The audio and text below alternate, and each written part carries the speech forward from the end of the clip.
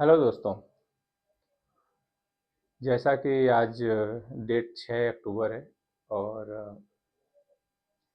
Mains exam ख़त्म हो गए हैं। तो जो मेंस दे चुके हैं वो लोग भी फ्री होंगे। जिनका मेंस अच्छा गया है उनके हिसाब से उनको शुभकामनाएं कि वो अपना इंटरव्यू का तैयारी करें। बाकी जो लोग बिगिनर हैं या जिनका किसी वजह से या तो प्रीलिम्स रुका हुआ है या ऐसा लग रहा है कि मेंस उतना अच्छा नहीं गया जितना वो कर सकते थे, तो वो सारे लोग साथ में रहें। बाकी जो यूपीएससी के प्रिपरेशन को समझना चाहते हैं वो लोग भी इसको फॉलो कर सकते हैं। तो आज का जो वीडियो है वो वीडियो इस पे है कि मैनेज कैसे करें टाइम, सिलेबस को देखें कैसे, वो स्मार्ट स्ट्रेटजी क्या हो, आंसर राइटिंग कैसे करें, जो मिथ हैं यूपीएससी को लेकर के, उनके रिसोर्सेज को लेकर के। क्योंकि आप हजारों वीडियो देखे होंगे, आप किसी एक टॉपर का वीडियो देख लीजिए, it is more than enough for resources, क्योंकि सबने लगभग एक रिसोर्स फॉलो किया है जो कि की है कि आपको पॉलिटी के लिए लक्ष्मीकांत ही पढ़ना है, मॉडर्न हिस्ट्री के लिए आपको स्पेक्ट्रम ही पढ़ना है, बिपिन चंद्रा को ही पढ़ना है। लेकिन हाउ टू मैनेज इट, क्योंकि ये इंडिविजुअल इंडिविजुअल बदलता रहता है कि वो यूज कैसे कर रहा है। जैसे कुछ लोग सिर्फ स्पेक्ट्रम पढ़ के एग्जाम निकाल लेते हैं, कुछ लोगों को उसके इतर जो बेस फाउंडेशन है उसको डेवलप करना पड़ता है। क्यों? क्योंकि it's all about your background कि आप आ कहाँ से रहे हैं।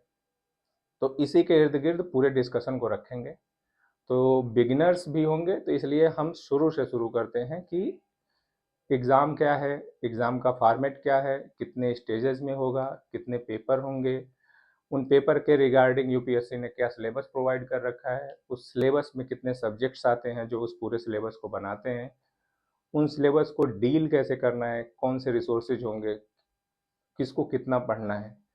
एंड उसके बाद से आंसर राइटिंग, कि आंसर राइटिंग कितना ज़रूरी है और कैसे करें। देन ये कि एस्से के लिए कोई प्रॉपर स्ट्रेटजी है क्या। हालांकि अगर इसको देखना है तो इसके पहले हमने एक वीडियो बना रखा है, आप वहाँ से एस्से की डिटेल्ड स्ट्रेटजी ले सकते हैं। और उसके बाद से इस पे बात करेंगे कि वो कौन सी मिस्टेक्स हैं जो हमको अवॉइड करना चाहिए। तो लेट्स बिगिन, शुरू करते हैं इसको। तो इस एग्ज़ाम का नाम सिविल सर्विसेज एग्ज़ाम है, यूपीएससी जिसको कंडक्ट कराती है।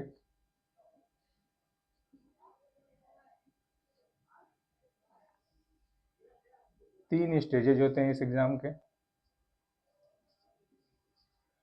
प्रीलिम्स,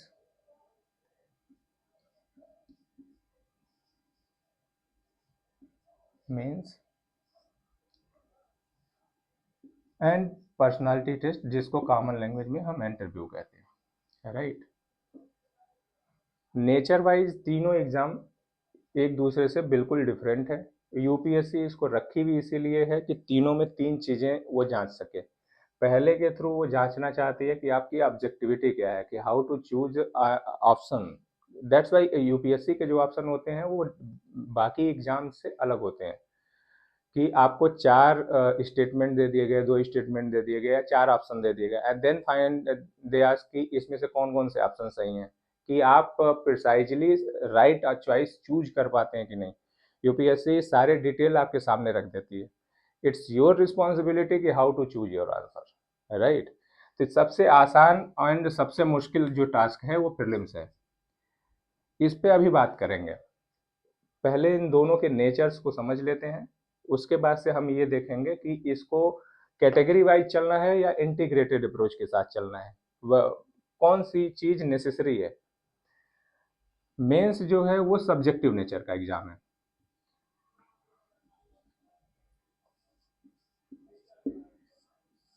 इसमें आपको जैसे बोर्ड एग्जाम देते थे वैसे क्वेश्चंस आते हैं, उन क्वेश्चंस को डिस्क्रिप्टिव फॉर्म में पूरा लिखना होता है, जिसके लिए आंसर राइटिंग जरूरी है। और वो एक आप हजारों वीडियो तैर रहे होंगे कि आंसर राइटिंग ऐसे करें, आंसर राइटिंग ऐसे करें, but the key demand of answer writing is you heart. ठीक है। तो answer writing is just like cooking, उस पर लास्ट में अभी बात करेंगे। And last is personality test. Personality test, अब यहाँ पे तीनों में एक कॉमन ग्राउंड एक है तीनों के लिए करंट, बट करंट को ओवर बर्डन करके लेते हैं हम लोग कि लाइक कि परेशान रहेंगे, पूरे साल परेशान रहेंगे, करंट कहाँ से करें, करंट कहाँ से करें, करंट कैसे करें। तो दो चीजें हैं। पहला तो आप, एक मिथ में यहीं पे बस्ट कर देता हूँ कि करंट जो है इस पूरे एग्जाम का ओनली 10% है, राइट। अगर आप करंट नहीं करते हैं और स्टैटिक पे खूब अच्छा कमांड है तो भी इस एग्जाम को क्लियर किया जा सकता है। ठीक है, मैं ऑड साउंड कर रहा हूँ लेकिन this is the reality of this exam कि आप मेंस क्लियर कर सकते हैं। इंटरव्यू के लिए आप करंट पढ़ेंगे, उसको कैसे पढ़ना है वो अभी बताऊंगा, लेकिन करंट के बिना ये एग्जाम क्लियर किया जा सकता है। विदाउट स्टैटिक इस एग्जाम को क्लियर नहीं किया जा सकता, right. Static is the crucial part of this exam. तो करंट को कैसे करना है ये अभी जब स्टैटिक पार्ट को देख लेंगे तो बताएंगे कि मेंस के लिए करंट को, प्री के लिए करंट को और पीटी के लिए करंट को कैसे डील करना है, क्योंकि ये कॉमन ग्राउंड है कि तीनों के लिए जरूरी है, right. Now move to our first, जो अगर मैं आपको एक स्टेप बताऊं कि किस स्टेप में इस पूरी तैयारी को देखना है, जैसा कि आपको अभी ये स्टेजेस पता चल गए, उनकी ऑब्जेक्टिविटी पता चल गई, उनका सिलेबस पे अभी डिस्कस करेंगे, लेकिन उससे पहले कि किस फॉर्म में इस पूरे एग्जाम की तैयारी करनी है। There are 5 steps. पहला, know your syllabus, thoroughly syllabus को पढ़िए। Second, analyse PYQ,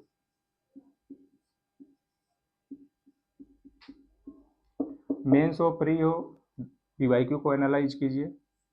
mind map, which is third most important thing after this. After that, notes.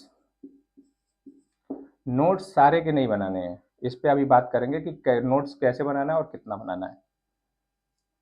And fifth is, अब इसमें आप सारी चीज़ों को रख लीजिए कि फिफ्थ में रेस्ट जो बची हुई चीज़ें, वो आंसर राइटिंग हो, वो मार्क्स हो, वो मार्क्स की एनालिसिस हो, वो मार्क्स का यूज हो, वो सारी चीज़ें आपके फिफ्थ में आ जाएंगी। क्या? Marks plus answer writing, right. तो ये सारी चीज़ें आ जाएंगी। इसको इसी मैनर में फाइंड करना है कि आपको इससे हटना नहीं है क्या, क्योंकि अगर सिलेबस अगर नहीं अच्छी तरह से जानते हैं, पीवाईक्यू नहीं जान रहे हैं अच्छी तरह से, और माइंड मैप नहीं बनाए, माइंड मैप बनाने का मतलब कैसे बनाते हैं, उसको फॉलो कैसे करते हैं, विल टॉक अबाउट, राइट। तो दिस इज द प्रोसेस, आप इसका स्क्रीनशॉट रख लीजिए। अगर अब तक जो जनवरी से शुरू किए हैं तो वो तो अपना एक स्ट्रेटजी बना चुके होंगे कि हमको ऐसी तैयारी करनी है, राइट। लेकिन जिन लोगों ने अभी तक स्ट्रेटजी नहीं बनाई है या जिनकी स्ट्रेटजी वर्क नहीं कर रही है, दोनों चीजें हो सकती हैं कि आपकी स्ट्रेटजी बनाए, आप प्लान बना रहे हैं एंड प्लान वर्क नहीं कर रहा है, राइट। तो पहले तो अपने डिमांड को समझिए कि आप एज अ इंडिविजुअल आपकी डिमांड क्या है इस एग्जाम से, और इस एग्जाम की आपसे डिमांड क्या है। तो वो जब डिमांड को समझ जाएंगे तो स्ट्रेटजी बनाना बेहतर हो जाएगा। लेकिन किसी भी स्ट्रेटजी में जो प्रोसेस फॉलो करना है, सेम प्रोसेस फॉलो करना है कि go through the syllabus thoroughly, micro capsuling कीजिए, उनकी एनालाइज कीजिए पीवाईक्यू को, उसके आधार पर सिलेबस को कट टू शार्ट कीजिए, माइंड मैप बनाइए, माइंड मैप के एक एक टॉपिक को क्लियरली फॉलो कीजिए, और उस टॉपिक में से किस टॉपिक के लिए आपको नोट्स चाहिए, एंड उसके बाद से we go through the marks and answer writing. Now first go through the syllabus and resources. Syllabus और रिसोर्स में जाने से पहले मैं यहाँ पे लिखा कि अभी कॉमन ग्राउंड करंट था प्री और मेंस का, वैसे ही मेंस और प्री के स्टैटिक के कुछ कॉमन ग्राउंड हैं, राइट। चूंकि प्री का कोई सिलेबस नहीं देती यूपीएससी, यूपीएससी प्री के लिए सीधा सीधा सिलेबस रख देती है कि इंडियन नेशनल मूवमेंट पढ़ लेना है, करंट जो नेशनल इंटरनेशनल न्यूज है पढ़ लेनी है, Indian and world geography, physical geography पढ़ लेनी है, ecology, climate change and biodiversity के बारे में पढ़ लेना है as per general news on. लेकिन कोई डिस्क्रिप्टिव फॉर्म नहीं है।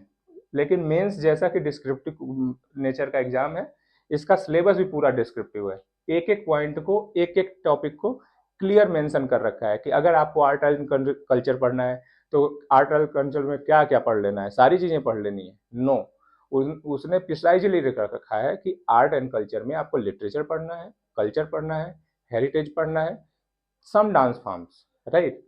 तो उसी के इर्द गिर्द जो आपको मटेरियल मिलते हैं उसको एकोमोडेट करना है। तो फर्स्ट हम प्री को डिकोड करेंगे मेंस से। मेंस के सिलेबस को हम देखते हैं। मेंस में टोटल जो पेपर होता है 7 पेपर्स होते हैं।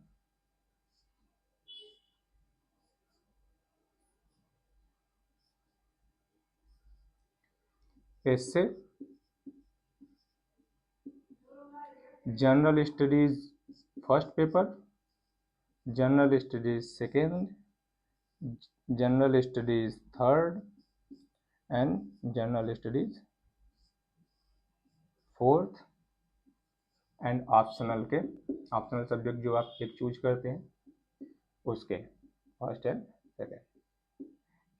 ये 7 पेपर होते हैं जो इस मतलब स्कोरेबिलिटी के हिसाब से जरूरी है। इसके अलावा 2 पेपर्स और होते हैं इसमें जो सिर्फ क्वालिफाइंग नेचर के होते हैं।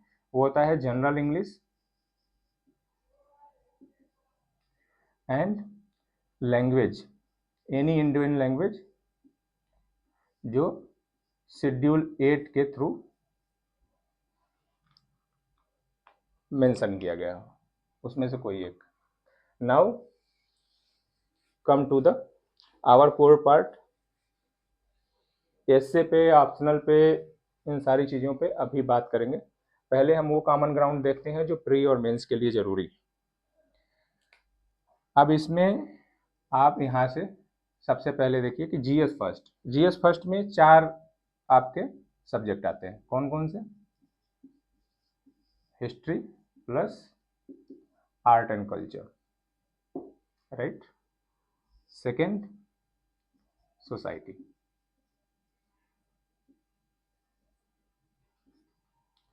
Third geography, right. तो ये 3 सब्जेक्ट हैं जो आपके जीएस फर्स्ट पेपर में है। ऐसे ही जीएस सेकेंड पेपर में 4 सब्जेक्ट आपके आते हैं।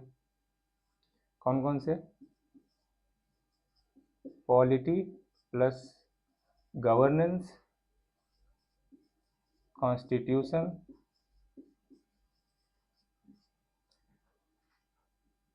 International relation and social justice. ऐसे ही थर्ड पेपर, इसमें भी आपके 5 सब्जेक्ट आते हैं, right. Internal security, disaster management, environment, science tech and economy,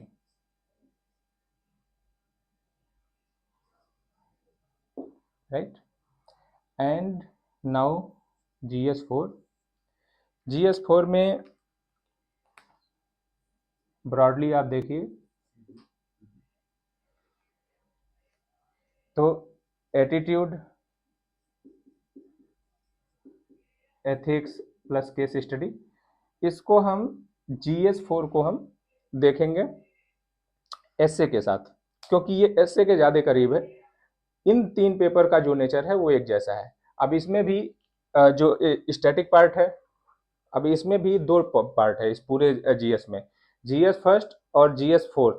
ये मोर और लेस ये स्टैटिक जैसा है, मतलब इसमें फैक्ट फिगर्स चीज़ें कम चेंज होती हैं। जैसे सोसाइटी में बहुत सारी चीज़ें नहीं चेंज होंगी, हिस्ट्री एंड आर्ट कल्चर में कुछ नहीं चेंज होना है। कुछ चेंजेस जो जियोग्राफी में आएंगे क्लाइमेट की वजह से, दैट्स इट। तो ये GS first paper and ethics में आपको जो इमोशनल इंटेलिजेंस से रिलेटेड चीज़ें हैं या किसी फिलोसफर का कोट है, वही सारी चीज़ें जो हैं वो हैं। तो उसमें कोई चेंज नहीं आने वाला है। चेंज आता है यहाँ पे 2 पेपर्स हैं जो ह्यूजली डायनेमिक हैं। जो तैयारी कर रहे हैं उनको ये आइडिया अब धीरे धीरे लग गया होगा कि GS2 एंड GS3 को मैनेज करना it's more tougher than GS first, क्योंकि जिनको आर्ट एंड कल्चर अच्छा लगता है। अब इसमें एक गेम है कि इस पूरे सिलेबस को देखा कैसे जाए, क्योंकि आर्ट एंड कल्चर एक ऐसा सब्जेक्ट है जो पढ़ने में अच्छा लगता है, लेकिन आप उस पर समय ज़्यादा नहीं दे सकते, क्योंकि उससे मोस्टली 3 क्वेश्चंस आते हैं, लेकिन उसको छोड़ भी नहीं सकते। तो ऐसे कई सारे सब्जेक्ट हैं, जैसे इसमें इसी में एक सब्जेक्ट और है जिससे कभी कभी क्वेश्चन आता है और कभी कभी नहीं आता है। वो सब्जेक्ट है world history, right. World history से अभी पिछले साल पिछले 2 साल से कोई क्वेश्चन नहीं पूछा है, लेकिन 2 साल के पहले उससे एक क्वेश्चन डेफिनेट आते थे, वन फुल क्वेश्चन या वन हाफ क्वेश्चन। बट ये इंपॉर्टेंट है क्योंकि आपको रोल प्ले करता है एस्से की राइटिंग में, क्योंकि जब आप एंशियंट या एंशियंट इंडिया को पढ़िए, आर्ट एंड कल्चर को, या जो इंडस्ट्रियल रिवोल्यूशन के बाद की चीज़ें हैं, तो उसमें वो जो कोल्ड वार हो, इंडस्ट्रियल रिवोल्यूशन के जो चारों चरण थे, फर्स्ट सेकेंड थर्ड फोर्थ, तो वो सारी चीज़ें आ जाती हैं जिसका आप यूज एस्से में अच्छा कर सकते हैं, किसी केस को बनाने में अच्छा कर सकते हैं। तो वो पढ़ना इम्पॉर्टेंट है, लेकिन इस पे इतना फोकस नहीं करना। नाउ मूव टू कि कॉमन ग्राउंड क्या है प्री और मेंस का। अब प्री एंड मेंस, प्री में जो सब्जेक्ट पूछे जाते हैं वेटेज के आधार पर, जिससे जितने क्वेश्चन आते हैं अगर उनके आधार पर देखा जाए, तो history, geography,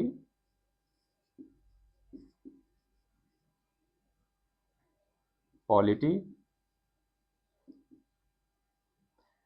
economy,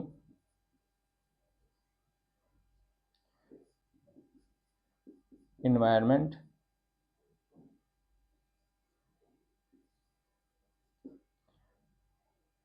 and science tech. And recent recent trend को देखा जाए तो international relation, to be specific geo political ground. This is your common ground. ये आपका कॉमन ग्राउंड है प्री और मेंस का। तो सबसे पहला फोकस हमको किस पे करना है, इन्हीं सब्जेक्ट पे, ये जो 6 सब्जेक्ट हैं और आईआर को लेके साथ, इन सब्जेक्ट्स पे हमको सबसे पहले फोकस करना है। वो कौन से सब्जेक्ट हैं जो सिर्फ मेंस के पॉइंट ऑफ व्यू से इंपॉर्टेंट है? That's are internal security, disaster management, social justice and society. ये 4 पेपर जो हैं वो प्योरली मेंस के लिए आपको पढ़ने हैं। एंड चारों का सिलेबस छोटा है, इजीली कवर कर सकते हैं, दे आर इजी सब्जेक्ट्स। अब जैसे क्या है कि सम हाउ जीएस थर्ड में जो इकोनॉमी के बैकग्राउंड से नहीं है, उनको कभी कभी या मोर आर लेस जो मैक्सिमम एस्पिरेंट्स हैं उनको दिक्कत आती है इकोनॉमी में, इकोनॉमी को डील कैसे करें, कहाँ से पढ़ें। तो कई सारे सोर्सेज हैं, वो एक मुरनाल सर का सोर्स है, एनसीईआरटीज हैं, रमेश सिंह की बुक है, संजीव वर्मा की बुक है। तो अलॉट ऑफ सोर्सेज, लेकिन फॉलो कौन सा करें, कैसे डील करें, तो उसकी प्रॉब्लम आती है। तो अगर आप उन स्टूडेंट्स में से हैं जिनको इकोनॉमी ठीक से समझ में नहीं आती सारा एफर्ट करने के बाद भी, तो इकोनॉमी से आपके जो क्वेश्चंस आते हैं वो 5 क्वेश्चन आते हैं, राइट, मेंस एग्जाम में।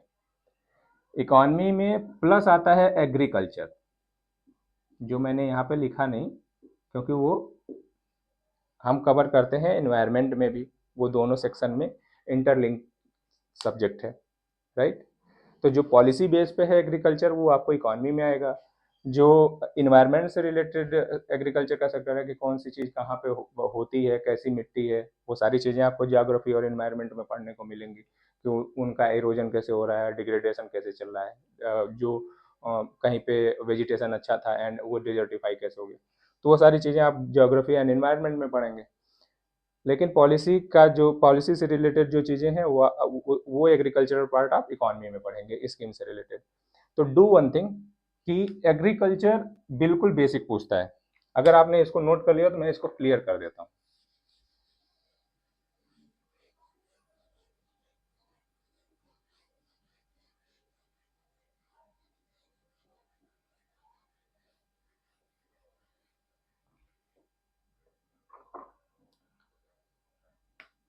एग्रीकल्चर को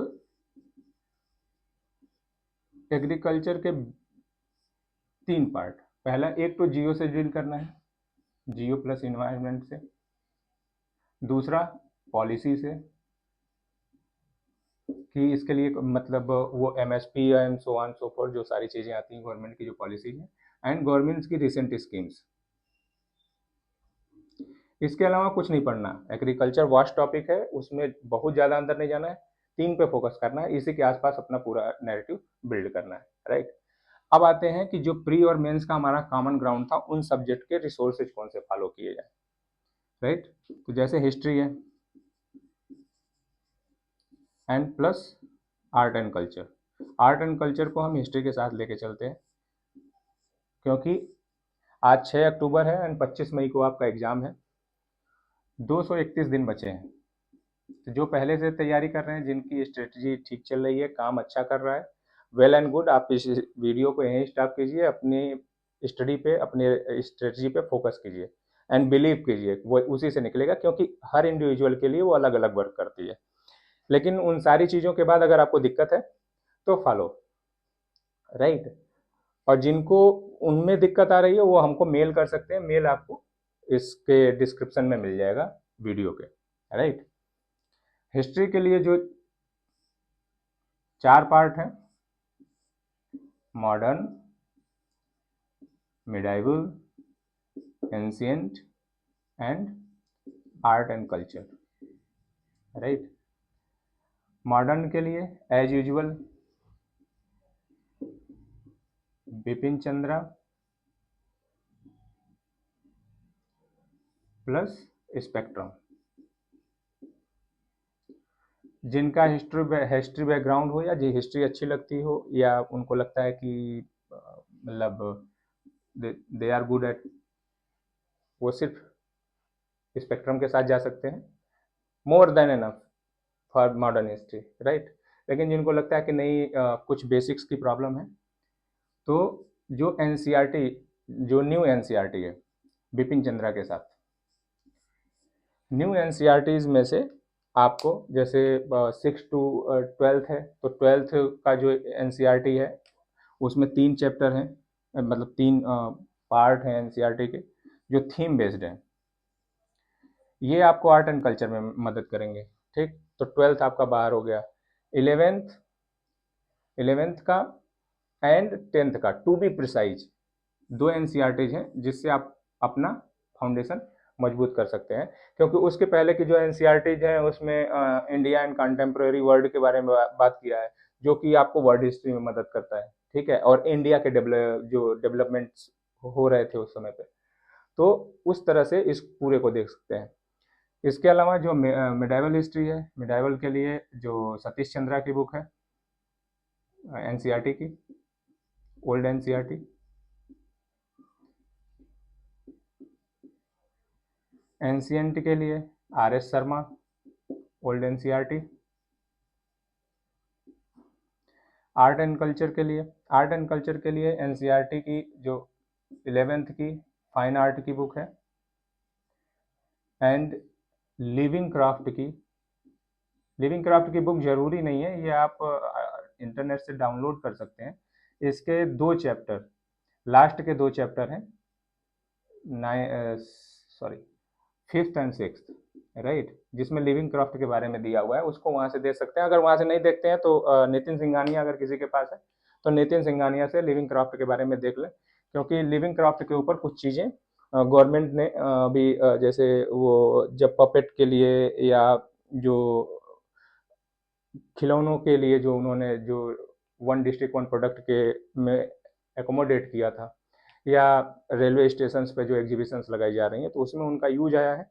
तो उस हिसाब से वो इम्पॉर्टेंट हो जाता है कि कहीं पूछ सकते हैं कि गवर्नमेंट की वो एस्पायर्ड पॉलिसी में से एक है, राइट। तो ये हिस्ट्री है, राइट। अगर इस हिस्ट्री को, जैसे मान लीजिए कि आप इसमें आर.एस. शर्मा एंड सतीश चंद्रा और बिपिन चंद्रा, इन लोगों से फिजिबल नहीं है कि कई सारी किताबें हो जा रही हैं हाउ टू मैनेज, राइट। तो इसके सब्स्टिट्यूट के रूप में एनसीईआरटी के जगह पे तमिलनाडु बोर्ड की भी जो किताबें हैं वो यूज होती हैं। उनको बड़ा प्रिसाइजली देखना पड़ेगा, क्योंकि जो तमिलनाडु बोर्ड की जो 11th की एनसीईआरटी है, 11th की एनसीईआरटी आपको सिर्फ इंडस्ट्रियल रिवोल्यूशन वाला चैप्टर देखना है, राइट। 11th की ही जो एनसीईआरटी है उसमें जो मेडिवल एंड एंशिएंट की है उसको कंप्लीट देखना है, उससे आपका मेडिवल एंड एंशिएंट कंप्लीट हो जाएगा, राइट। कौन कौन सी चीज़ें, रिलीजन, कल्चर, हेरिटेज एंड जो उस समय पर डायनेस्टीज डेवलप हो रही थी। एंड उसके बाद से आपको 12th की एनसीईआरटी आप देख सकते हैं वहाँ की वर्ल्ड हिस्ट्री के लिए, राइट। तो इन दोनों में से या तो इसको फॉलो कर लीजिए या तो इसको फॉलो कर लीजिए, दोनों वेल एंड गुड रिसोर्सेज हैं प्रिपरेशन के लिए। पॉइंट इज दैट कि जब इसको कर रहे हैं तो अगर वर्ल्ड हिस्ट्री आप तमिलनाडु बोर्ड से कर रहे हैं तो वर्ल्ड हिस्ट्री जो एनसीईआरटी की है अर्जुन देव की,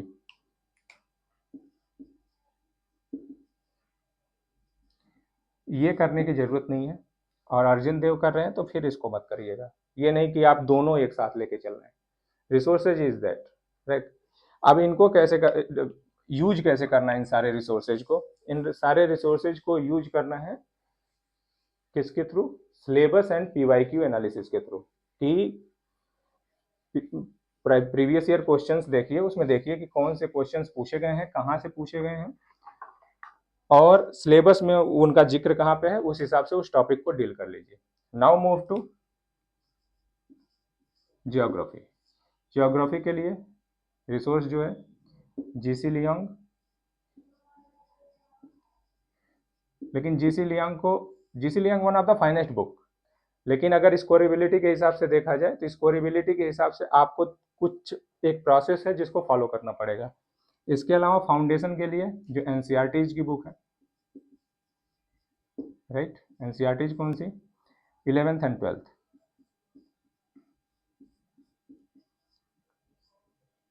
और प्लस मैप। मैप आप इधर ऑक्सफोर्ड का ले लीजिए या ब्लैक स्वान का ले लीजिए, दोनों में से किसी का भी ले सकते हैं। अब जैसे 11th की एनसीईआरटी है, 11th की एनसीईआरटी में दो एनसीईआरटी जाती हैं, environment of India and physical geography, right. This one is most important, इसको तो करना ही करना है। और ये आपको यहाँ का पिक्चर तो देगा ही, इन्वायरमेंट में खूब मदद करेगा। इसलिए जब जियोग्राफी पढ़ेंगे तो जियोग्राफी के टॉपिक और इन्वायरमेंट के कॉमन टॉपिक को कंबाइन करके पढ़ेंगे, इससे आपका समय भी बचेगा और चीज़ों को तेजी से आप कवर कर पाएंगे, राइट। तो दो ये हैं। एंड जो सेकंड की जो ज्योग्राफी है, सेकंड ज्योग्राफी के भी दो हैं, एक है human geography and Indian economy and geography, ठीक है, मतलब एक इकोनॉमिक डेवलपमेंट के हिसाब से और जो ज्योग्राफी जिस तरह से मदद करती है उसको, उसके बारे में चीज़ें हैं। तो this is all about the geography perspective. Use कैसे करना है, यूज ऐसे करना है कि आप फिजिकल ज्योग्राफी को, जो 11th की फिजिकल ज्योग्राफी है, इसको पढ़िए। इसको पढ़ने के बाद से जीसी लियोंग को आप 15th चैप्टर से यूज कीजिए। कुछ चार्ट्स हैं जो 15th चैप्टर के पहले हैं, जैसे वो क्लाउड को लेकर के हो, वो वेदर को लेकर के हो, विंड को लेकर के हो, तो उसको आप उस चार्ट को यूज कर सकते हैं फिजिकल ज्योग्राफी के साथ।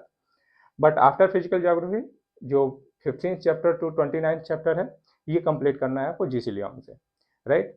उसके बाद से आपको इन्वायरमेंट, जो इंडियन इन्वायरमेंट के बारे में है, एंड इकोनॉमी एंड ज्योग्राफी और ह्यूमन ज्योग्राफी के बारे में है 12th का, ये कंप्लीट करना है एज इट इज। फॉलो कैसे करना है, same manner, go through the syllabus, go through the PYQ, then हाँ, इसके बाद भी अगर समझ में नहीं आ रही है चीज़ें, कॉन्सेप्ट नहीं क्लियर हो रहे हैं कि करंट कैसे वर्क करती है, विंड कैसे वर्क करता है, El Nino and La Nina effect क्या होता है, गार्बेजेज कैसे इकट्ठा होते हैं, जो स्नॉट शॉट होते हैं वो कहाँ से आते हैं, अगर इन सारी चीज़ों के कॉन्सेप्ट अगर आपके क्लियर नहीं है तो दो तरीके हैं। एक तो हम उस सब्जेक्ट का सब्जेक्ट वाइज वीडियो यहाँ पे डालेंगे, आप वहाँ से उसको देख सकते हैं। सेकेंड, आप टॉपिक बता दीजिए कि आपको कौन से टॉपिक्स नहीं समझ में आ रहे हैं, तो उस मैनर में इसको कंप्लीट कर सकते हैं।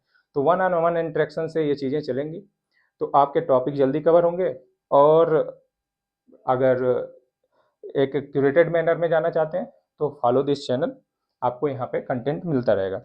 इसके अलावा भी अगर बहुत सारी चीज़ें हैं जो आप देख सकते हैं, जैसे एक पुराना वीडियो होगा, नए वीडियो तो उनके मौजूद नहीं है इंटरनेट पे।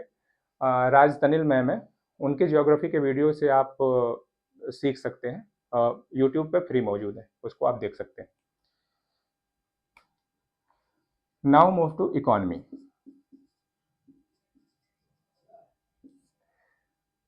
इकोनॉमी के लिए to be precise macro economy, NCERT class 12th। इसमें माइक्रो इकोनॉमी भी है, but that is not more important from the prospect of UPSC. Second, Indian economic development,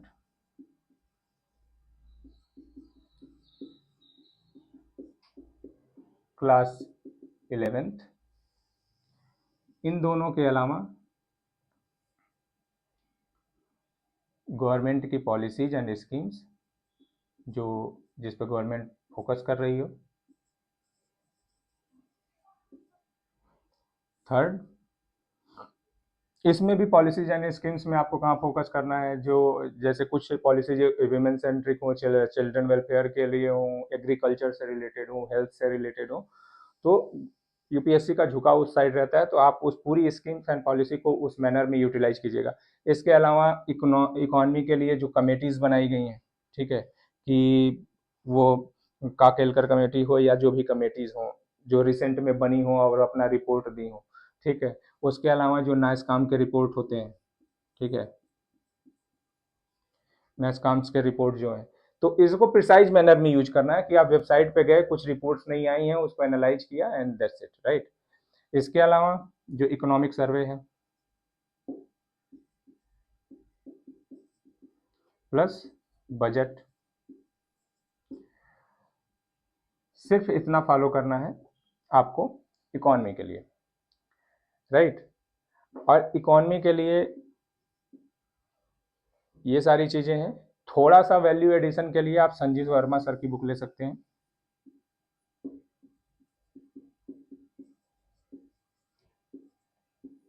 इसके अलावा रमेश सिंह की बुक है, जिनको मतलब ज़्यादा पढ़ना हो और समझ में आ रहा हो, आई डोंट थिंक कि वो गुड स्टेप होगा, क्योंकि 231 दिन बचे हैं, तो आप उतना ही कीजिए जितना कर पाइए।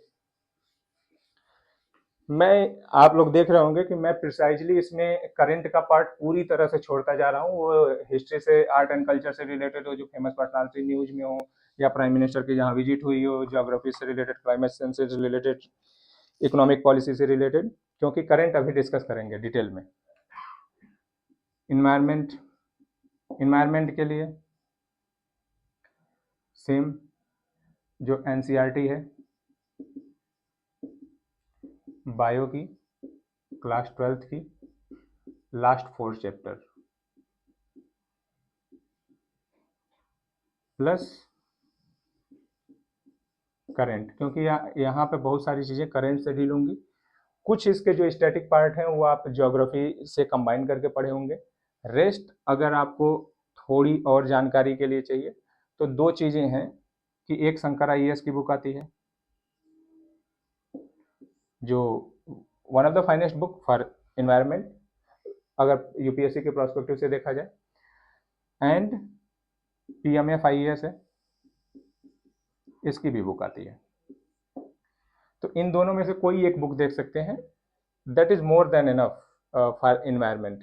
इन्वायरमेंट को डील करने के लिए अभी जब करंट पे आएंगे तो ये बताएंगे कि उसको यूज कैसे करना है, क्योंकि syllabus and PYQ is not more than sufficient for environment. इसके लिए इसमें एक थोड़ी छोटी सी स्ट्रेटजी और ऐड करनी पड़ती है, थोड़ा सा चेंज करना पड़ता है। Will talk about, right.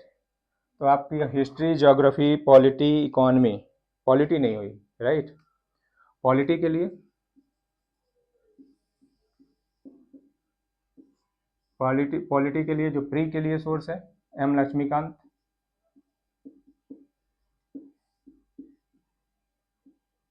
Bible. इसके अलावा कोई ऑप्शन नहीं है, और इसके अलावा कुछ करना भी नहीं है। मेंस के प्रोस्पेक्टिव से जब जाते हैं तो जब कॉन्स्टिट्यूशन को समझना होता है तो डीडी बासु को,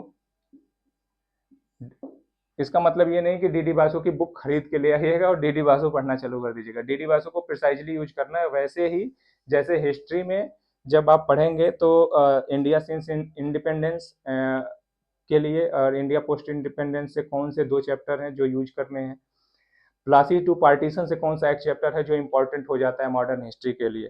तो इसका मतलब ये नहीं कि सारी किताबें खरीद ली जाएं, जो बुक बताई गई है मोर देन सफिशियंट है।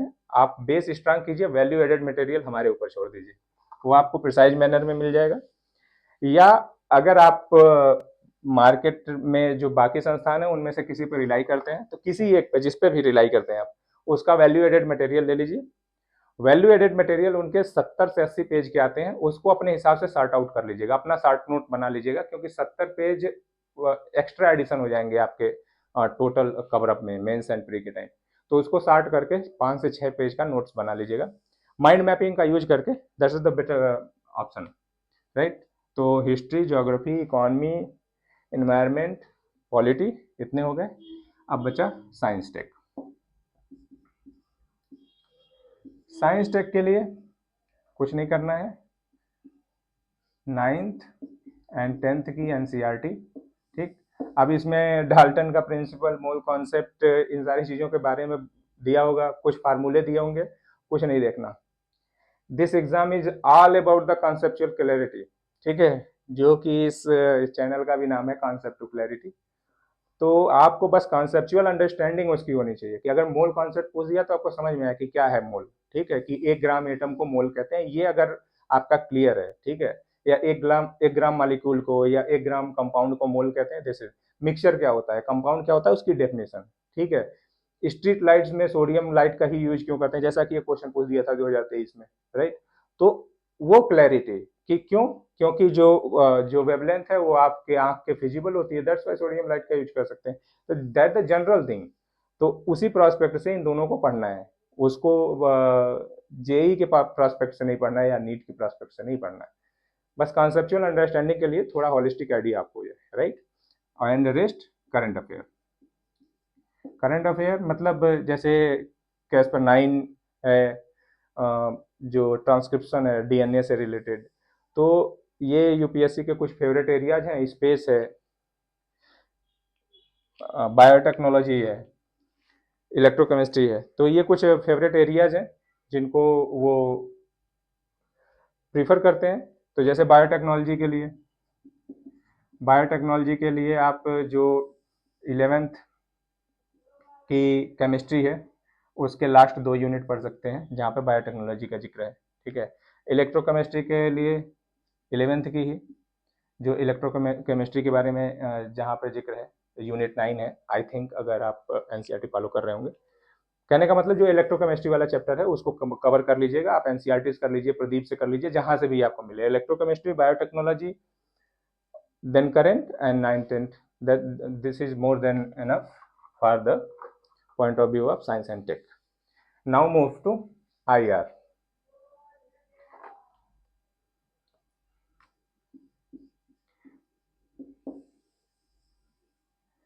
IR में 2 चीज़ें हैं, एक तो वो लोग हैं जो जाना चाहते हैं इंडियन फॉरेन सर्विस में, तो वो कई सारी चीज़ें पढ़ने की कोशिश कर रहे होंगे, मत कीजिए, वो जब आप क्लियर कर लीजिएगा देख लीजिएगा।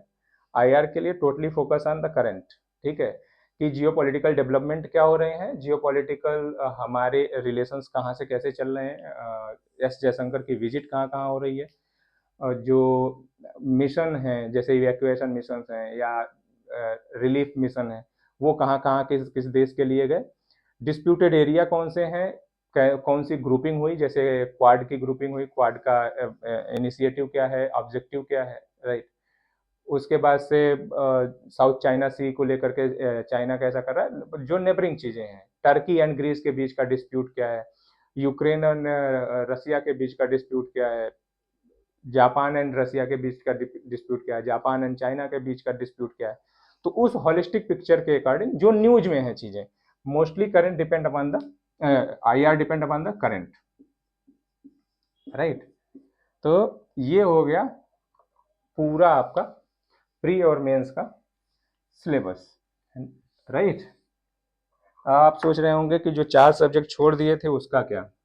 जो disaster management, society, internal security and social justice, कुछ नहीं करना है, सेम मैनर में चलना है।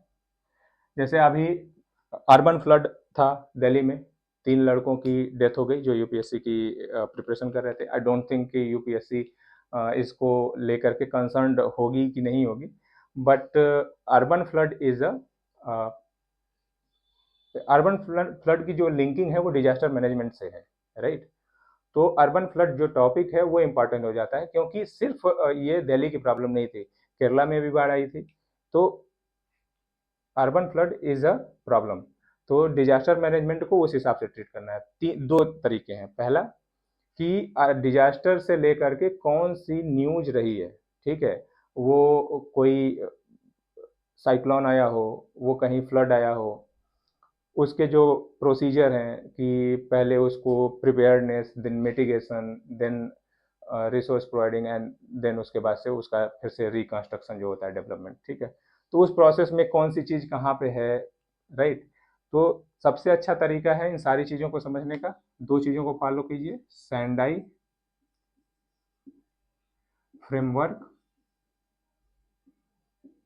सेंडाई फ्रेमवर्क में जो जो चीज़ें रखी गई हैं वही नेशनल इंटरेस्ट में एनडी, जो नेशनल डिजास्टर रिलीफ फंड है, एनडीआरएफ, उसके उसमें उसको यूज कैसे करना है, जो एनडीएमए है,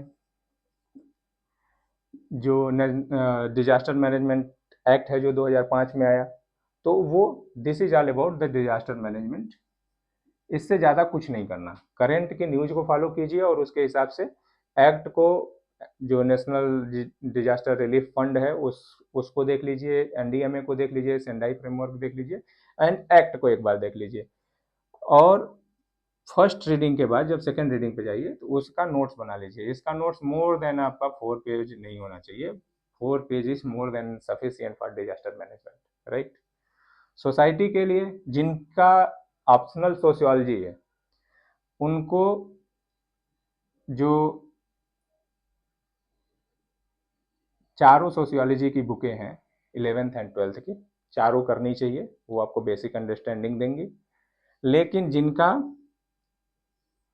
सोशियोलॉजी ऑप्शनल नहीं है एंड ठीक ठाक सोशियोलॉजी समझ में आती है, मतलब ठीक ठाक का मतलब कि वो जनरल अंडरस्टैंडिंग जो है कास्ट को लेकर के, वीमेन की कंडीशन को लेकर के, पॉवर्टी को लेकर के, इन सारी चीज़ों को लेकर के जिनके पास बेसिक अंडरस्टैंडिंग है, वो सोसाइटी के लिए जो 12th की एनसीईआरटी है उसके दोनों 2 एनसीईआरटीज हैं, फर्स्ट एंड सेकंड, दोनों एनसीईआरटी को कवर कर लीजिए। This is more than enough, direct direct question आते हैं उसके टॉपिक्स पे, राइट। लेकिन थोड़ी सी अंडरस्टैंडिंग ज़्यादा चाहिए और आपको लगता है कि आपके पास समय है तो आप 11th की एनसीईआरटी भी कर लीजिए।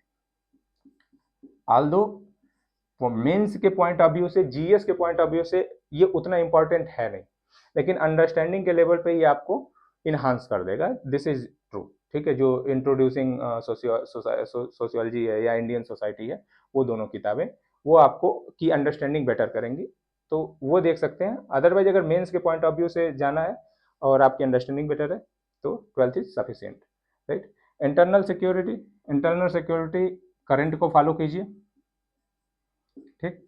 करंट में जो न्यूज में है उनसे, इंटरनल सिक्योरिटी हमारे यहाँ होम मिनिस्ट्री देखती है, ठीक।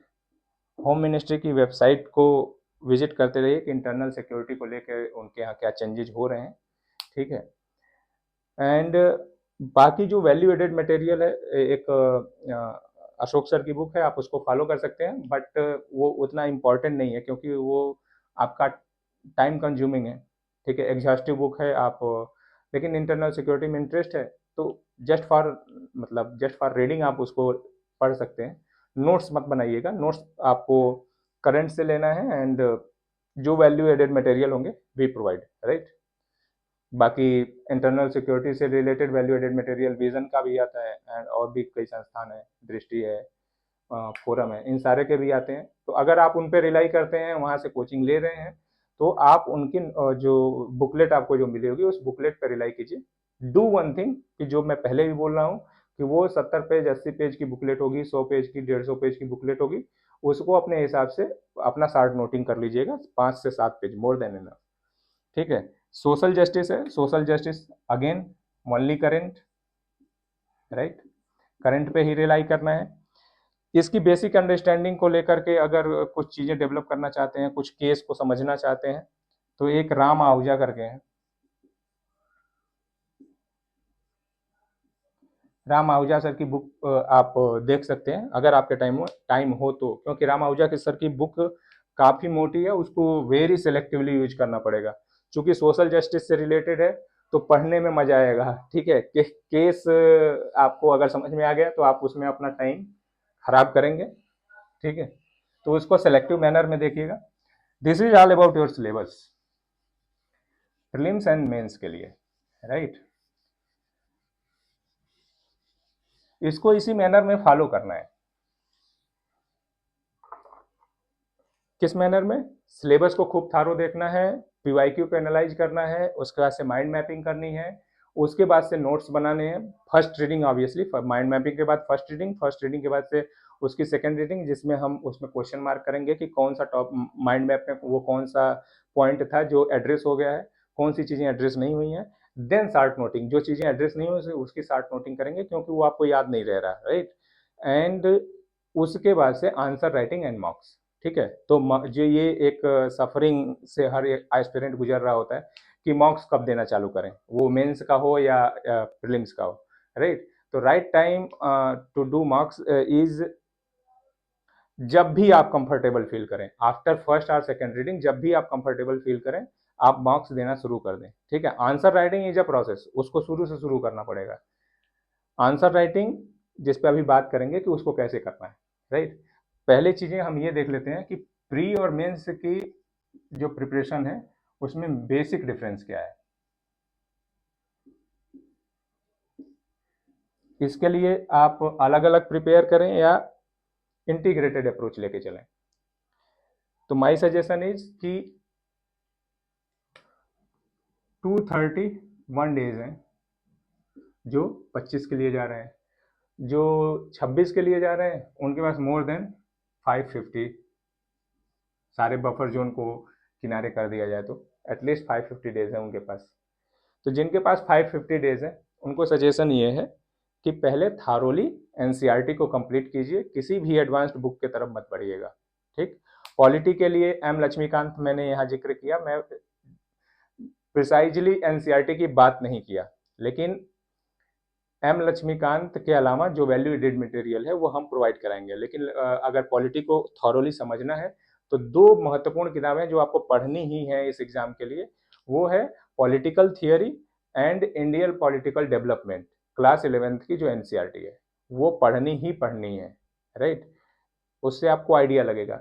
लेकिन चूंकि अभी आपके पास समय नहीं है, that's why I am telling you कि आप एम लक्ष्मीकांत पढ़िए एंड डी डी बासु से कुछ सेलेक्टेड वैल्यू एडेड मटेरियल आपको मिल जाएंगे। That is more than enough, actually this is more than enough. लेकिन ब्रॉड अंडरस्टैंडिंग के लिए आपको एनसीईआरटी के थ्रू जाना पड़ेगा। तो जो 2026 टारगेट कर रहे हैं, आप एनसीईआरटी को थारोली पढ़िए, आपके पास भरपूर समय है। आप 200 550 में से 200 दिन आप एनसीईआरटी को दे दीजिए, एडवांस बुकें पहले क्लियर हो जाएंगी, आप उसके लिए निश्चिंत रहिए। जो 2025 के लिए टारगेट कर रहे हैं, आप बेसिक फंडे के साथ जाइए जो अभी डिस्कस किया गया। ठीक है, सिलेक्टेड कि बायो का 13 14 15 16 चैप्टर एनवायरनमेंट के लिए पढ़ना है, उसके अलावा नहीं पढ़ना। एक इलेक्ट्रोकेमिस्ट्री के लिए यूनिट 9 पढ़नी है, बायोटेक्नोलॉजी के लिए यूनिट 9 10 पढ़ना है 11th की केमिस्ट्री का। तो वो एकदम प्रिसाइजली जाना है उसमें, बिल्कुल इधर उधर नहीं जाना। जो लिविंग क्राफ्ट के लिए उसके लिए 5 and 6 चैप्टर पढ़ने हैं, उसके अलावा चैप्टर नहीं पढ़ने। ठीक, नितिन सिंघानिया में जो literature, art form, dance and heritage से रिलेटेड चैप्टर हैं और जो एनेक्सर सेकेंड है उसके अलावा नहीं पढ़ना। ठीक है, टू बी प्रिसाइज। लेकिन ये सारी चीज़ें कब होंगी कि first analyse your PYQ and go through the syllabus, micro capsuling and mind mapping कीजिए हर एक सब्जेक्ट का, हर एक टॉपिक का, right. Now come to the point. Syllabus आपको अंडरस्टैंड हो गया कि सिलेबस अगर disaster management, social justice, internal security and society को छोड़ दिया जाए तो मेंस और प्री का सिलेबस कमोबेश एक है, ठीक है। प्रिपरेशन का अंतर क्या है कि यहाँ आपको बुलेट पॉइंट्स की जरूरत पड़ेगी, ठीक, with the conceptual understanding, right. यहाँ आपको ब्रॉड अंडरस्टैंडिंग की जरूरत पड़ेगी, ठीक। उसी सेम टॉपिक की ब्रॉड अंडरस्टैंडिंग हो कि अगर यहाँ पे पूछ दिया कि जैसे यूपीएससी का एग्जाम दे रहे हैं, यहाँ पे जो पूछेगा वो सीधा क्वेश्चन क्या पूछेगा कि आर्टिकल कौन से हैं जिसके अंदर सर्विस सिविल सर्विसेज का जिक्र है, ठीक है। तो अब ऐसी बात है, अगर यूनियन की बात कर रहे हैं तो 3152 323, right, this is the article. ये सीधा सीधा पूछेगा इसमें, this is your bullet point. यहाँ पे वो क्वेश्चन पूछ दे, क्या पूछ देगा कि the role of civil services in the Indian administration या इंडियन गवर्नमेंट, ठीक है। तो अब इंडियन एडमिनिस्ट्रेशन कह लीजिए, क्योंकि एडमिनिस्ट्रेशन में अभी लेटरल एंट्रीज हो रही हैं तो क्वेश्चन बन सकते हैं। तो अगर वहाँ पे सिविल सर्विसेज का रोल पूछ दिया तो अब वहाँ क्या चाहिए, वहाँ आपको ब्रॉड अंडरस्टैंडिंग चाहिए, क्योंकि वो रोल पूछ रहा है, वो वहाँ आपके आर्टिकल से क्लियर नहीं होगा।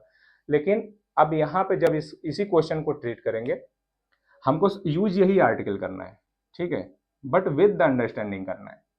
वो क्या है कि इसमें जब मेंस का आंसर लिखेंगे तो उसमें तीन चीजें इंपॉर्टेंट हो जाती हैं, स्ट्रक्चर, बॉडी एंड प्रेजेंटेशन,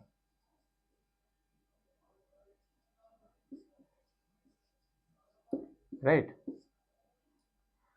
जिसको लोग इंट्रोडक्शन, बॉडी एंड कंक्लूजन कहते हैं, सेम चीज है, स्ट्रक्चर के अंदर आ जाएगा वो। इंट्रोडक्शन, बॉडी एंड कंक्लूजन वो स्ट्रक्चर है, उसी फॉर्म में लिखते हैं, उसी की बात करते हैं। बॉडी मतलब जिसमें बॉडी ब्रॉड वर्ड इसलिए यूज कर दिया कि इसमें हमको ये देखना है कि जो बैकग्राउंड है, जब अभी आंसर राइटिंग की डिकोडिंग करेंगे तो बताएंगे कि क्वेश्चन है, क्वेश्चन में भी चार चीजें देखनी है, क्या कि उनका फोकस एरिया कहाँ है क्वेश्चन का, ठीक है, क्वेश्चन का हिंट फ्लो किधर है, ठीक है, क्वेश्चन में जो क्वेश्चन वर्ड यूज हुआ है वो कौन सा कीवर्ड यूज हुआ है, उसका भी बड़ा रोल है आंसर राइटिंग में। एंड बैकग्राउंड क्या है, ठीक है, जैसे अर्बनाइजेशन पे पूछ दिया, ठीक है, कि अर्बनाइजेशन के लिए गवर्नमेंट ने जो पॉलिसी में चेंज लाए हैं, अर्बन मतलब अर्बन फ्लड को लेकर के, अर्बन जो अभी जिक्र किया, अर्बन फ्लड को लेकर के गवर्नमेंट ने क्या इनिशिएटिव लिए है, ठीक है। तो पहले तो उसकी लिंकिंग देखनी है कि अर्बनाइजेशन का इम्पैक्ट कहाँ कहाँ पड़ रहा है, तो अर्बनाइजेशन का इम्पैक्ट सोसाइटी पे पड़ रहा है, आप सोसाइटी से चीज़ें उठा सकते हैं। डिजास्टर मैनेजमेंट में है ही है, housing and urban affair ministry है, आप वहाँ से कोट कर सकते हैं उसका पॉलिटिकल साइड, राइट। तो इस तरह से उसका हॉलिस्टिक पिक्चर देख सकते हैं। तो बैकग्राउंड में क्या है, बैकग्राउंड में अर्बनाइजेशन है, मतलब समस्या क्या है, उसका फोकस एरिया क्या है, अर्बनाइजेशन। तो बैकग्राउंड में आपको क्या लिखना है, बैकग्राउंड में उसकी लिंकिंग लिखनी है, उस लिंकिंग में जो प्रो एंड कॉन्सेज हैं, जो वे फॉरवर्ड्स हैं वो यूज करेंगे। आफ्टर दैट जो उससे रिलेटेड कमेटीज हैं, रिपोर्ट्स हैं, जो फ्लो चार्ट्स हैं, वो सारी चीज़ें। एंड आफ्टर दैट उसको प्रॉपर स्ट्रक्चराइज करेंगे, जैसे कि जब इंट्रोडक्शन लिख रहे हैं, इंट्रोडक्शन शार्ट होता है एंड उसका पूरा होलिस्टिक आइडिया ये होता है कि वो कवर कर ले, ठीक है, कि वो फोकस एरिया एंड बैकग्राउंड को कवर कर ले, बता दे कि आप किसके बारे में लिखने जा रहे हैं। वो 2 से 3 लाइन का ज्यादा नहीं होना चाहिए आपका। बॉडी में आप पूरे प्रो कॉन्स के साथ उसको डिस्कस करेंगे। कंक्लूजन में, कंक्लूजन में आप जो कंक्लूड किए, conclusion should be positive always, ठीक है, कंस्ट्रक्टिव कंक्लूजन करना है। एंड उसके अलावा आपके पास अगर कोई सुझाव है देन वे फॉरवर्ड के साथ जाइए। Now presentation, presentation is like a salt and paper, कि आपको उसमें मैप्स यूज करने हैं, पाई चार्ट यूज करना है, ग्राफ यूज करना है, डेटा यूज करना है, रिपोर्ट्स यूज करने हैं, फैक्ट्स यूज करना है, स्टैटिक्स यूज करना है, नेस्कॉम का जो स्टैटिकल रिपोर्ट है वो यूज करना है। It's all up to you. वो आपके जो आंसर राइटिंग है, आंसर राइटिंग को और एनरिच करेगा। तो this is all about the mains and pre के जो प्रोस्पेक्टिव में अंतर है, कि यहाँ आंसर सीधा सीधा आपको बुलेट पॉइंट में मिलेगा, यहाँ आंसर आपको कंप्लीटली डिस्क्रिप्टिव मैनर में देना है। एंड अब ये बताया इसलिए ठीक है, कि प्री और मेंस के प्रिपरेशन में। तो हमको क्या करना है कि जब हम जैसे सिविल सर्विसेज का ही समझाया, सिविल सर्विसेज का जो आर्टिकल है, जब इसको पढ़ रहे हैं तो इसमें से हम नोट कर लेंगे कि हम स्ट्रक्चर में क्या यूज करेंगे। जब मेंस के ऊपर अगर सिविल सर्विसेज के ऊपर क्वेश्चन आ जा रहे हैं तो हमको इंट्रो में क्या लिखना है, हमको कंक्लूजन में क्या लिखना है, एंड बॉडी उसके बॉडी में कौन सी कमेटी को कोट करना है, ये पहले से एक पेज पे लिख के रख लीजिए कि अगर सिविल सर्विसेज के ऊपर क्वेश्चन आता है और क्वेश्चन की अंडरस्टैंडिंग आपको धीरे धीरे डिकोडिंग के साथ समझ में आएगी, उस डिकोडिंग से आप उसमें लिख के रखे रहेंगे। क्योंकि आपको मेंस जब एग्जाम दे रहे होंगे तो आपके पास मेंस एग्जाम में ये प्रिविलेज नहीं है कि आप एग्जाम में बैठेंगे एंड सोचेंगे और फिर लिखेंगे, ये प्रिविलेज है ही नहीं। 20 क्वेश्चंस आते हैं, 180 मिनट में लिखना होता है, 9 मिनट अप्रॉक्स हैं एक क्वेश्चन के लिए। लेकिन अगर वो उसमें जिस तरह से क्वेश्चन आते हैं, 10 क्वेश्चन आता है 10 नंबर का, 10-15 नंबर का, तो दोनों का फॉर्मेट अलग है, एक में 150 शब्द लिखने हैं, एक में 250 शब्द लिखने हैं। तो उसके हिसाब से एक शब्द जो एक क्वेश्चन है उसको लिखने के लिए अगर टाइम नियर अबाउट देखा जाए तो आपको 7 to 8 मिनट है। दूसरे क्वेश्चन को लिखने के लिए टाइम देखा जाए तो टाइम नियर अबाउट 10 से 11 मिनट है।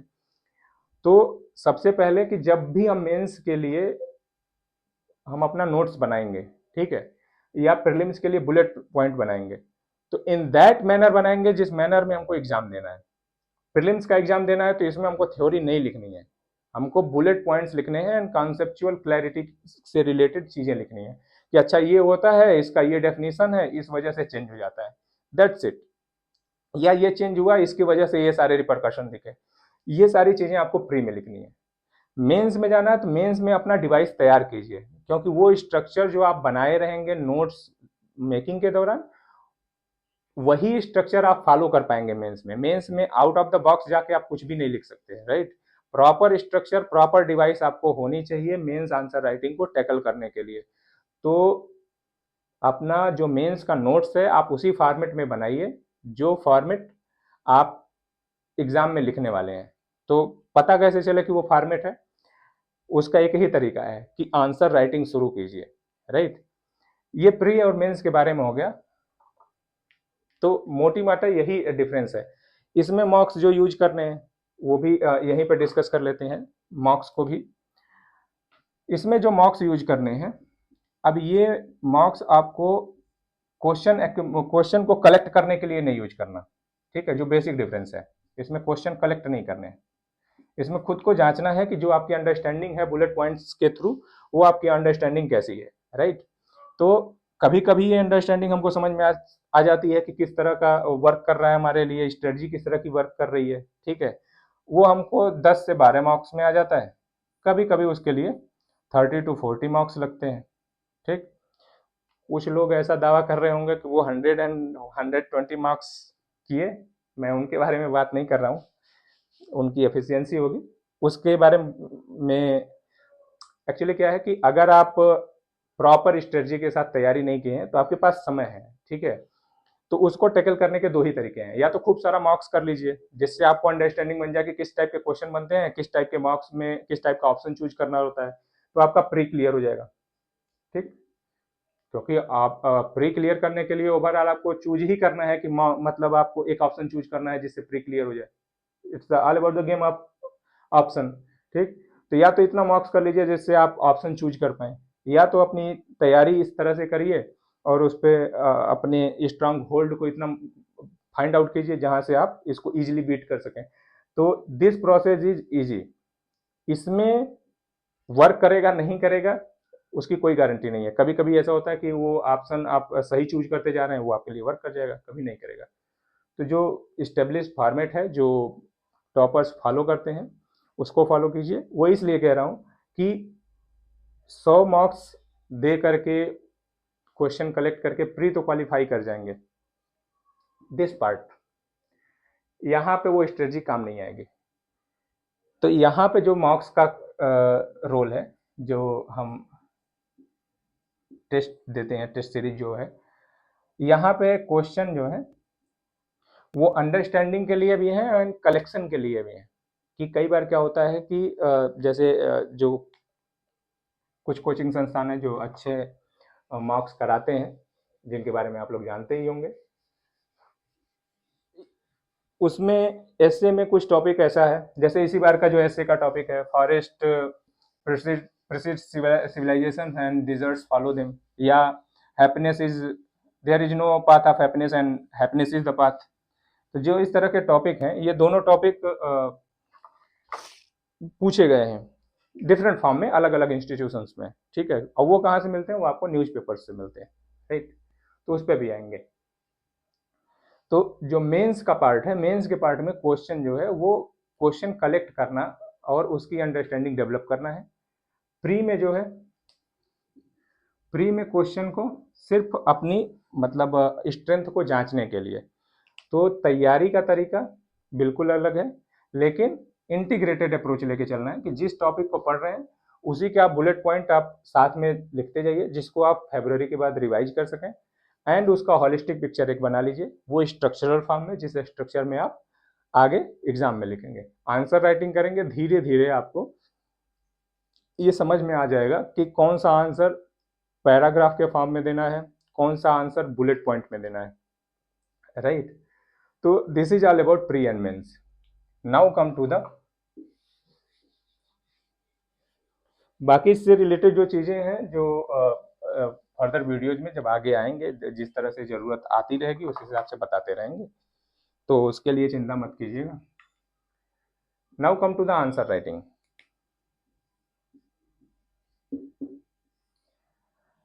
आंसर राइटिंग में जैसा बताया कि हमको लिखना कितना है, 4000 वर्ड्स लिखने हैं। कितने देर में, 180 मिनट में।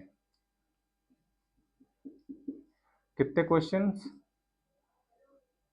20 क्वेश्चंस, राइट। तो तीन चीजें, 4000 को अगर 180 से डिवाइड करें, ठीक, तो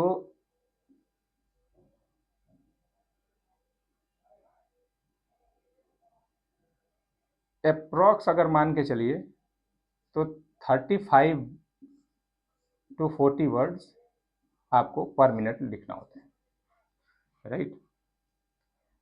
एंड 180 को 20 से डिवाइड कीजिए तो 9 मिनट्स आपको मिल रहे हैं, ठीक। तो अगर 40 मल्टीप्लाइड बाई 9 करें तो कितना हो गया, 360, राइट। अगर ये स्पीड आप पा लेते हैं, किसी तरह से डेवलप कर लेते हैं, तो एग्जाम में जो 250 वर्ड के आपके लिखने हैं आंसर, वो इजी हो जाएंगे। और अगर ये नहीं डेवलप होता है तो आपके पास ये प्रिविलेज है ही नहीं एग्जाम में कि वहां पे आप जल्दी जल्दी कुछ कर पाएंगे। तो आंसर राइटिंग में पहले दो चीजों पर हमको किस पे वर्क करना है, पहला स्पीड, सेकंड स्ट्रक्चर। मैं पहला स्ट्रक्चर इसलिए नहीं लिखा कि पहले तो यही है ना कि पहले तो हम अगर 250 नंबर का पेपर है और इसमें से अगर दो क्वेश्चन हमारे छूट जाते हैं, सपोज कि एक 15 नंबर का, एक 10 नंबर का, तो हमारी तो कॉपी ही जांची जाएगी ना 220 नंबर पे, राइट। तो पहले तो आप यहीं पर 30 नंबर शार्ट हो गए। तो स्पीड पे काम सबसे पहले करना है। पहले ये नहीं देखना कि हमारा स्ट्रक्चरल फॉर्मेट कैसा है आंसर राइटिंग का, लिखना शुरू कीजिए, दैट इज इंपॉर्टेंट।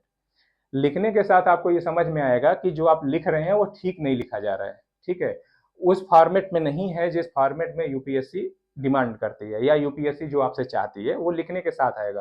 लेकिन पहला फोकस हमको क्या करना है, पहला फोकस स्पीड पर करना है। स्पीड के लिए क्या करना है कि लिखना है आंसर। जरूरी नहीं है कि आप मेंस का आंसर उठाए और आंसर लिखना चालू कीजिए। आपका जिसमें इंटरेस्ट है, क्रिकेट में इंटरेस्ट है, फिल्म में इंटरेस्ट है, खुद में इंटरेस्ट है, लोगों के बारे में इंटरेस्ट है, जिस बारे में भी है, पहला टारगेट कि हमको 1 मिनट में एटलीस्ट 30 वर्ड्स लिखने हैं। इतना, इतने की प्रैक्टिस करनी है हमको, 200 वर्ड की प्रैक्टिस नहीं करनी। पहली प्रैक्टिस 1 मिनट में 30 शब्द की, 1 मिनट में 30 शब्द हो गया, देन ग्रेजुअली इसको बढ़ाना है, ठीक है। आप जैसे न्यूज़पेपर पढ़े, न्यूज़पेपर में कोई आर्टिकल दिखा, जैसे कल का आर्टिकल अगर आप एक्सप्लेंड सीरीज का देखेंगे इंडियन एक्सप्रेस का, तो उसमें आया था कि 5 क्लासिकल लैंग्वेज ऐड की गई हैं, ठीक है? देन वो 5 क्लासिकल लैंग्वेज कौन-कौन सी हैं? नाउ क्यों क्लासिकल लैंग्वेज का दर्जा जो मिलता है, वो कौन देता है, ठीक है? उसके लिए कमेटी कौन-सी बनाई गई, वो कमेटी किसके अंदर बनाई गई, ठीक है? क्लासिकल लैंग्वेज कौन-सी लैंग्वेज क्लासिकल लैंग्वेज कहलाएगी, इसका क्राइटेरिया क्या है? This is the holistic picture. या जो पांचों क्लासिकल लैंग्वेज सेलेक्ट की गई हैं, वो उन पांचों क्लासिकल लैंग्वेज के सेलेक्ट के करने के पीछे डिसेंट्स क्या हैं, ठीक है? जैसे मराठी, असमी, बंगाली, पाली एंड प्राकृत, ये पांचों अभी ऐड की गई हैं। तो मराठी का डिसेंट्स मिलता है महाराष्ट्रियन प्राकृत में, ठीक है? पुणे में एक इंस्क्रिप्शन है, इंस्क्रिप्शन में उसका जिक्र मिलता है, तो वहां से मराठी को क्लासिकल लैंग्वेज का दर्जा मिल जाता है। सेम एज बंगाली, बंगाली का जो मगध प्राकृत है, बंगाली एंड उड़िया का, बंगाली एंड आसामीज का, उसका मगध प्राकृत में उसका डिसेंट्स मिलते हैं। एक बुक है हिस्टोरियन एल भासन की, the word and nature of India, ठीक है? तो वो बुक इंपॉर्टेंट इसलिए हो जाती है कि पिछले बार जयशंकर की बुक पूछ दी गई थी, एस जयशंकर की, जो हमारे विदेश मंत्री हैं, कि वाई भारत मैटर्स जो है वो किसने लिखी है, ठीक है? और उसमें 4 ऑप्शन दे दिए थे। तो इस बार क्लासिकल लैंग्वेज चूज की गई हैं, और उसमें से जो पाली और प्राकृत को जो दर्जा मिला है, उसमें बड़ा रोल एल भासन सर के बुक का भी है, तो उसको एविडेंस के रूप में प्रस्तुत किया गया है उनकी रिसर्च को, राइट? तो वो बुक इंपॉर्टेंट हो जाती है उस पॉइंट ऑफ व्यू से, क्योंकि वो एक दो लैंग्वेजेज हैं जिनको क्लासिकल लैंग्वेज का दर्जा दिलाती है, ठीक है? तो वो प्रिलिम्स के पॉइंट ऑफ व्यू से वो फैक्ट इंपॉर्टेंट हो जाता है।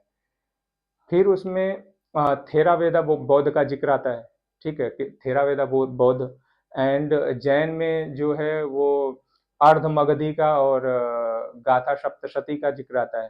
तो ये दो जो किताबें हैं, ये इंपॉर्टेंट हो जाती हैं, क्योंकि जैन से आप अगर एनालाइज किए होंगे पीवाईक्यूज को, आपको पता होगा कि इस टाइप के क्वेश्चंस आते रहे हैं बौद्धिज्म एंड जैनिज्म से।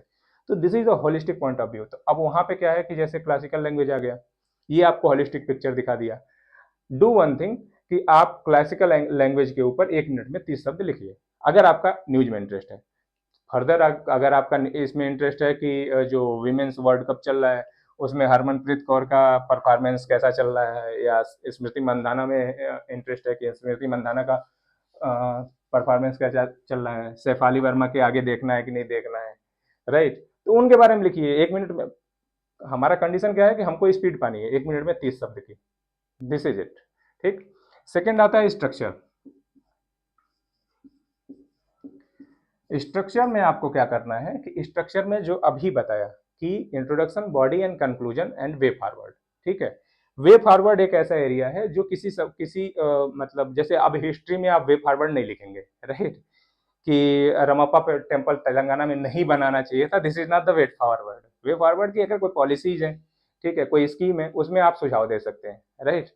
आप इसमें सुझाव नहीं दे सकते कि काकतीय डायनेस्टी ने कैनाल क्यों नहीं बनाया, वो फैक्ट है वो। तो जो स्टैटिक सब्जेक्ट है उसमें वे फॉरवर्ड नहीं जाएगा, जो डायनेमिक सब्जेक्ट है उसमें वे फॉरवर्ड जाता है, अगर आपके पास है, उसको जबरदस्ती नहीं लिखना। कंक्लूजन को पॉजिटिव लिखना है, मतलब कंस्ट्रक्टिव कंक्लूजन लिखना है, उसमें गवर्नमेंट के अगेंस्ट जा करके चीज़ों को नहीं लिखना है, क्योंकि वो सारी चीज़ें आप बॉडी में डिस्कस कर चुके होंगे प्रो एंड कॉन्स के रूप में। स्ट्रक्चर में जो बाकी सारी चीज़ें आपको अभी बता दी, 2 चीज़ें रह गई हैं स्ट्रक्चर को लेकर के। पहला कि उसमें कुछ की क्वेश्चन वर्ड्स यूज करते हैं,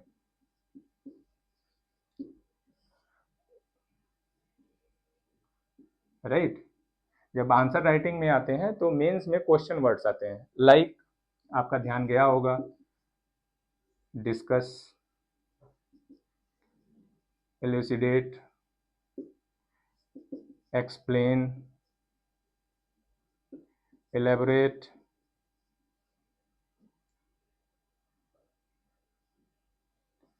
राइट? और भी, मतलब कुल मिला के ये 15 से 20 शब्द होंगे। इसको भी इसके ऊपर डिटेल्ड वीडियो किसी और दिन, क्योंकि ये वीडियो काफ़ी लंबा खिंच जाएगा अगर इसको बारी बारी से हम करने जाएंगे तो।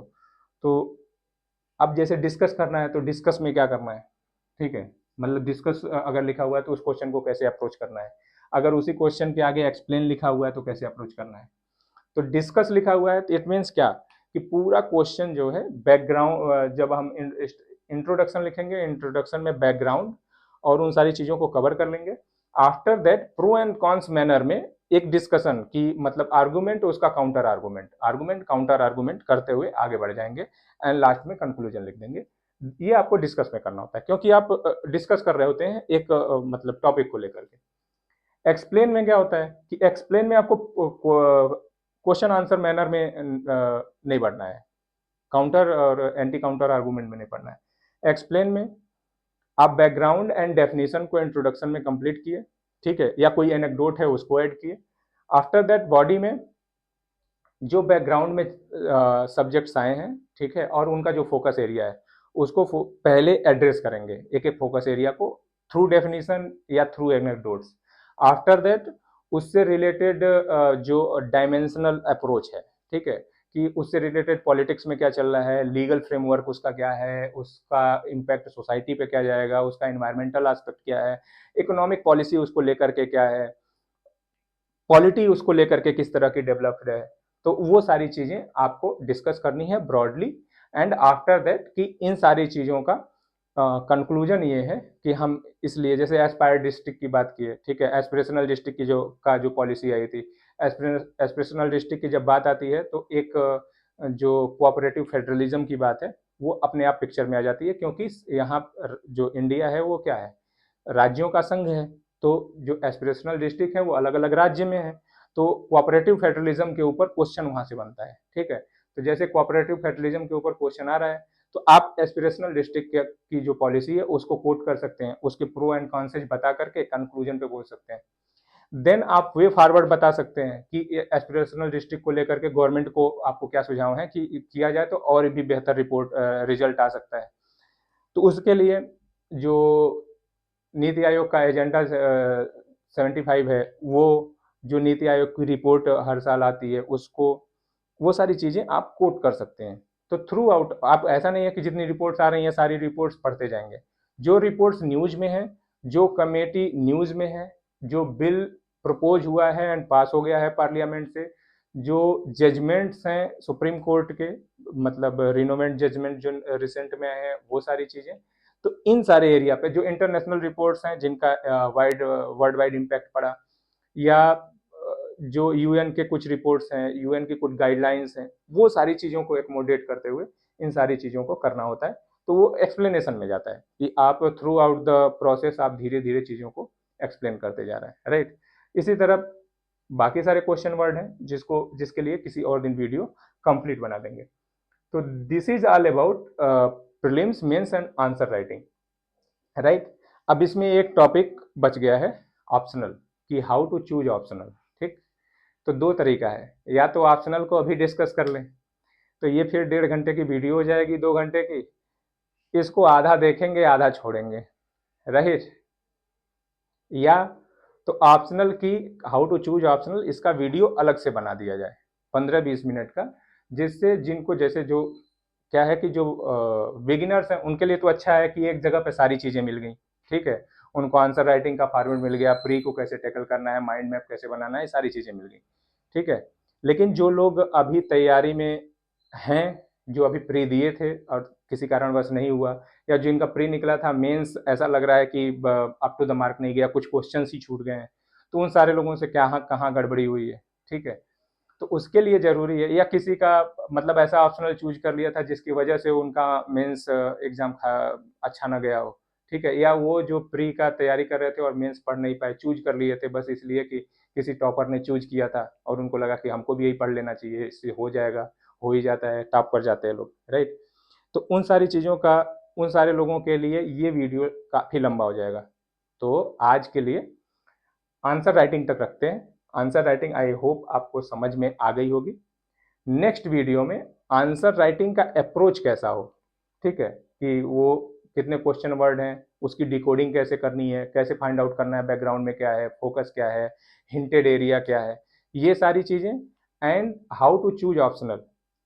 नेक्स्ट सैटरडे सेम टाइम या नेक्स्ट संडे सेम टाइम ये वीडियो, जैसे आज संडे है, आज 11 बजे आपको ये वीडियो आप देख रहे होंगे, ऐसे ही नेक्स्ट संडे या सैटरडे को दिन में आपको आंसर राइटिंग एंड ऑप्शनल पे वीडियो मिल जाएगा। तो आज के दिन के लिए टोटल ये है, और इस प्लेटफॉर्म का नाम कॉन्सेप्ट टू क्लैरिटी है, और नाचीज का नाम सौरभ दुर्गेश। तो अगर बात अच्छी लगी हो, चीज़ें समझ में आई हो, तो भी बताइएगा, और अगर नहीं आई हो तो भी कमेंट करके बताइएगा कि कहाँ पे सुधार किया जा सकता है और क्या चीज़ें की जा सकती हैं, राइट। बाकी पढ़ते रहिए और लिखते रहिए। लिखना कहाँ है, तो डिस्क्रिप्शन में आपको मिल ही जाएगा ईमेल आईडी, यहाँ मैं लिख भी देता हूँ।